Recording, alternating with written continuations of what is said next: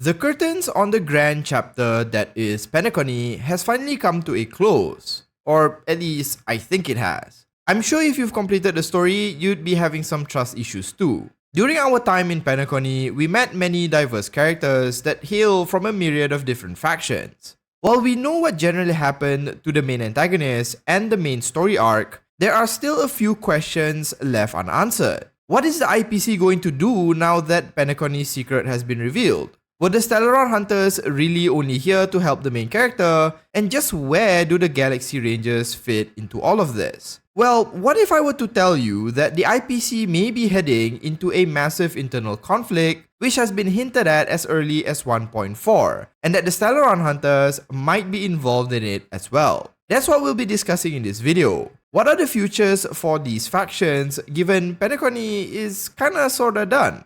Before we discuss that further, if you want to see more Honkai Star Rail content, do consider subscribing to the channel. As you might have guessed, this video will contain a whole slew of references and callbacks to the story in 2.2, which obviously will spoil a lot of things. So if you haven't had the time to clear the story in the latest update, I'd suggest doing that first and coming back to this video later.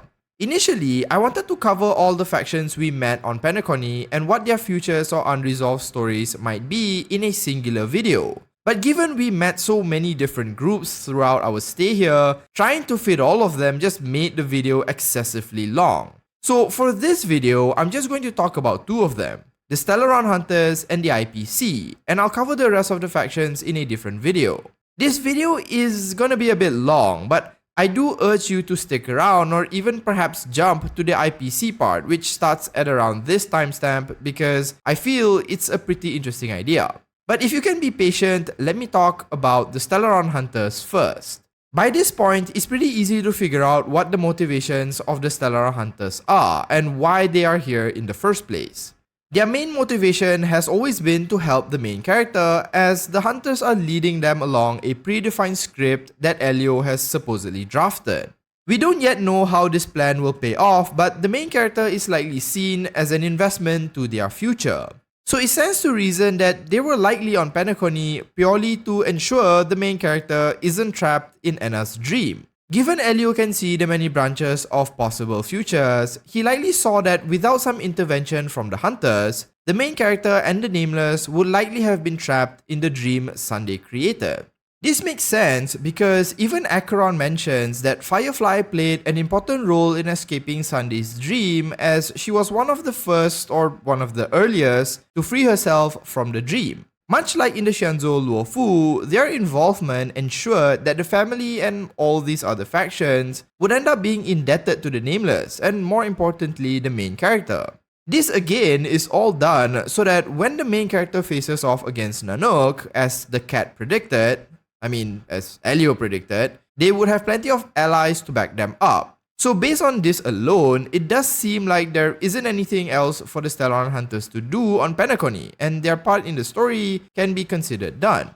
They functionally got what they want and likely have no reason to stay. There are, however, a few things that has yet to be resolved. The first is related to the 3 deaths that Elio predicted Firefly would experience. Her first death came at the hands, or tentacles, of the death meme, while her second death was when she had to off herself to forcibly wake from Anna's dream. The third has not yet happened. Given it's revealed that Firefly will be summonable in 2.3, it's likely some story related to her will be released alongside the patch, and perhaps that's when the third death might take place. That said, we don't really have any hints as to what this third death might be. It could be literal in the sense that perhaps she does die in 2.3, or maybe it's figurative. Maybe they find some way to cure her entropy disease or something, and through that, Sam officially dies as she doesn't need the life support systems of the suit anymore. On top of that, we haven't really seen Silverwolf in the story so far, and she might make an appearance then. So despite the Stellaron Hunters having achieved what they likely set out to do on Penacony, because of Firefly, they may still have some unresolved activities, but I'd wager it's something more related to Firefly herself than the Hunters. Now, there is one more thing that might link the Hunters' activities to the IPC, as I alluded earlier, but I have to break down the IPC theory first. This one is going to be a bit of a longer discussion, but essentially, I think that the IPC are headed into a pretty massive internal civil war. The members of the IPC, namely the Strategic Investment Department, had a pretty interesting role in Penacony, especially with their representative, Aventurine, throwing all kinds of curveballs throughout the story.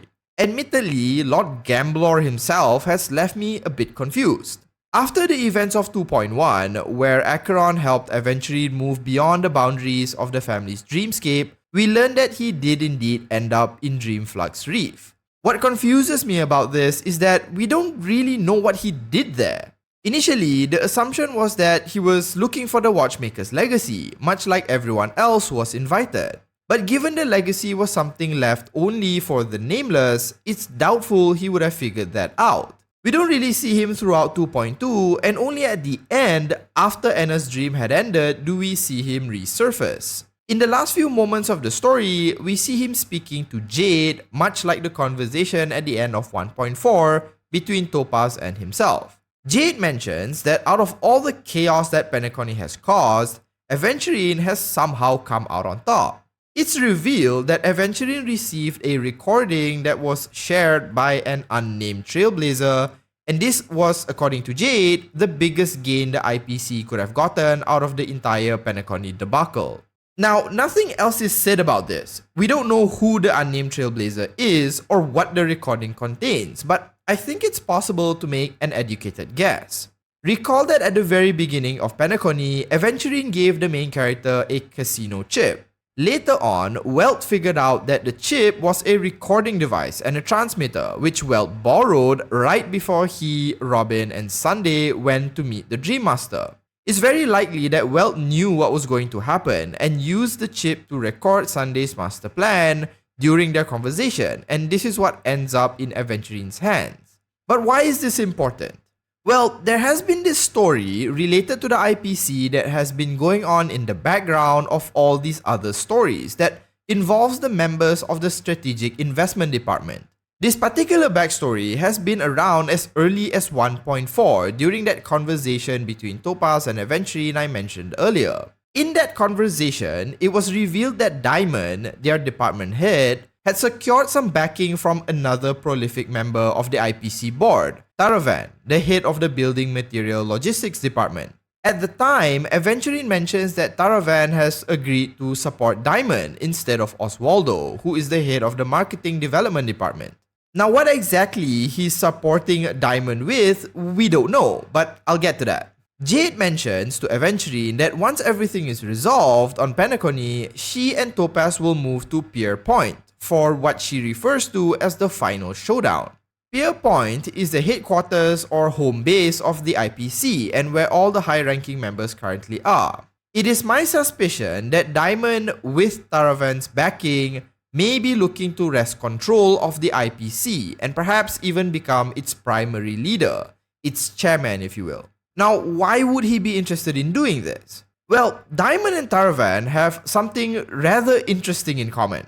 Both of them are the only confirmed and named emanators of preservation within the IPC that we currently know of. Taravan's department also happens to be the one that functionally provides building materials to the god the IPC claimed to follow, Qlipoth. This function is something the IPC has been doing all the way before they were even called the IPC. In fact, providing materials to Qlipoth as a tribute was the original purpose of the IPC. Given how materialistic and greedy the IPC have become, it's possible that both these emanators are looking to gain control over the IPC so that they may realign the company's goals back to serving its rightful god. I mean, the motto of the IPC is literally for the Ember Lord, but up till now, we've only seen its members pray to the almighty Credit. Perhaps as emanators, they feel they have a responsibility to refocus the organization's goals back to serving their Eon, and why I think an internal corporate takeover is in the works, led by Diamond himself.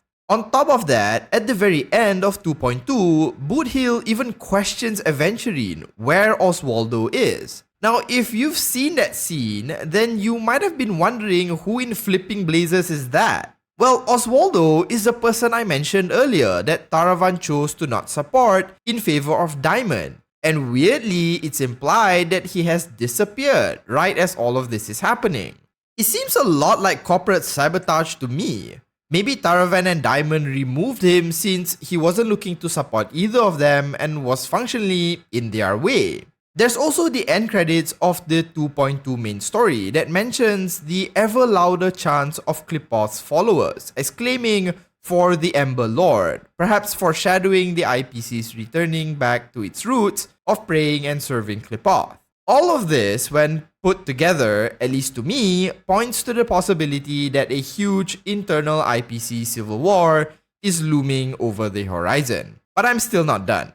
What has any of this got to do with the recording that Welt provided Aventurine that I mentioned earlier? Why has Jade claimed that this is a key takeaway from Aventurine's time on Penacony so far? Well, I think that with this recording, Diamond's faction may be able to leverage its contents as a way to gain support from the family itself. Imagine a scenario where Diamond, with support from Taravan and likely a few other board members, target the chairman's seat. Not only will he have internal support, his opposition, Oswaldo, has also mysteriously disappeared, but on top of that, he also now has the backing of the family and Penacony as well, due to having leveraged this recording. He might actually have a chance to win. What is even weirder is that Louis Fleming, the founder of the IPC, has not been seen for quite some time. Now, of course, all of this is mere speculation and just a guess on my end, but it does seem like as far as the IPC is concerned, Penacony was a stepping stone for the internal conflict they are about to ignite. It could be possible that in 3.0 or even much earlier, the IPC will be taking the center stage. I mean, think about it. Every story we have experienced so far has always had a similar pattern. A prelude of chaos or some trouble brews, which then attracts the Nameless and the main character, prompting them to help resolve the conflict, and ultimately gaining the backing of whoever they help.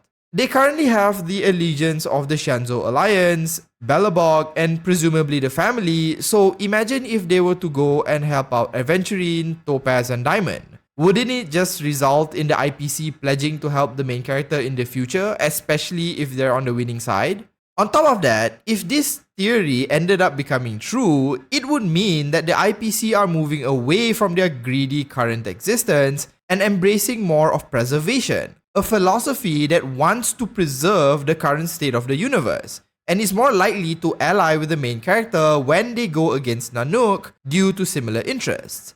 It just seems that this is what all these IPC backstories might eventually culminate into. In fact, this might be the other thing the Hunters have been working on. Aside from helping the main character, perhaps the Hunters also want to ensure that Aventurine gets the recording, which would then allow Diamond to move forward with his coup. This sets up the upcoming conflict, which is primed for the main character to go in and help resolve, but again, this is all just guesswork. There are a myriad of other possibilities, like perhaps Diamond just wants to remove those who are unfaithful to Qlipoth. Or maybe they aren't even fighting and the plan is something else entirely.